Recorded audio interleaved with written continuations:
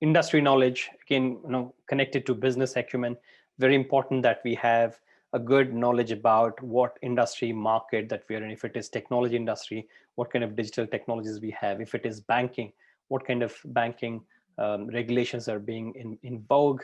How are the banking practices in general had been shaping up in the last few years, the cryptocurrencies, their impact. How is risk being perceived in banking? Same with healthcare. How about the overall healthcare aspects, the life sciences, outlook towards the improvement of the lifestyles of people? How are the healthcare and life sciences companies, organizations helping improve the overall lifestyle of the people at large?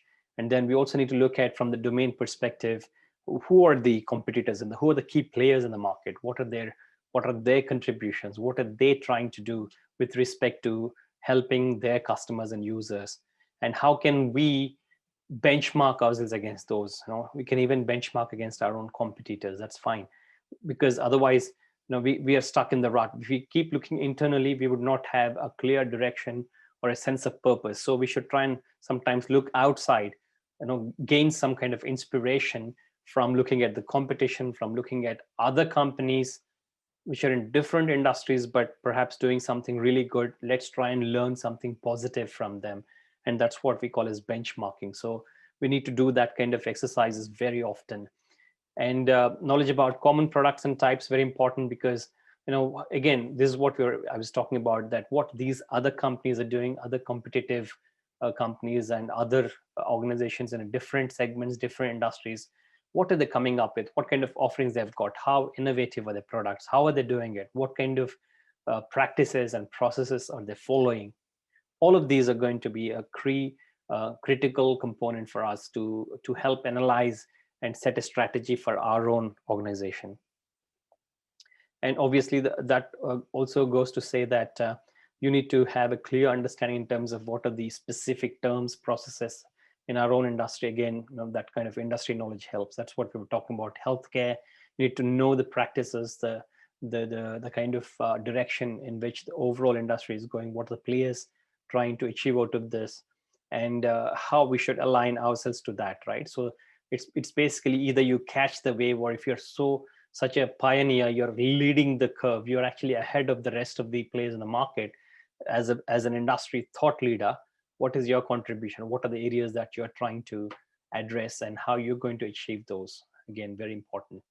And then organization knowledge is basically about trying to understand our own organization structure, the behaviors, organizational behavior, the dynamics, the overall purpose and the sense of intent within our own organizational units, the structures, the architecture of our own enterprise.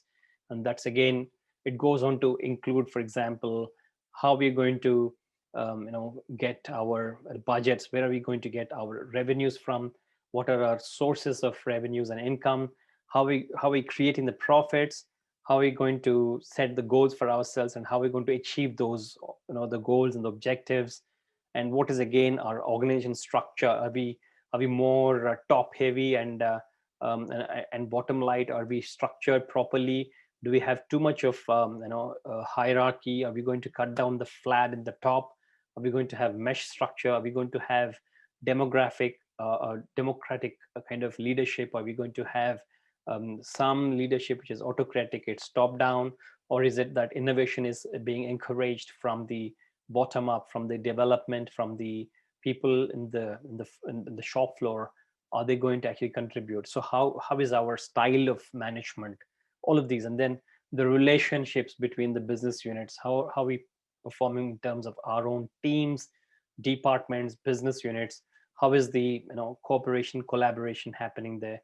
Is it mutually engaging, or is it like a lot of rivalry? It's okay to have rivalry so long as it is encouraging each other to be productive, but the rivalry should not kill the productivity. It should not be negative. So all of these need to be considered. And obviously, in terms of the key stakeholder positions, we need to consider, again, the organization structure, have the right people in the right place at the right time, so that we can take the right decisions.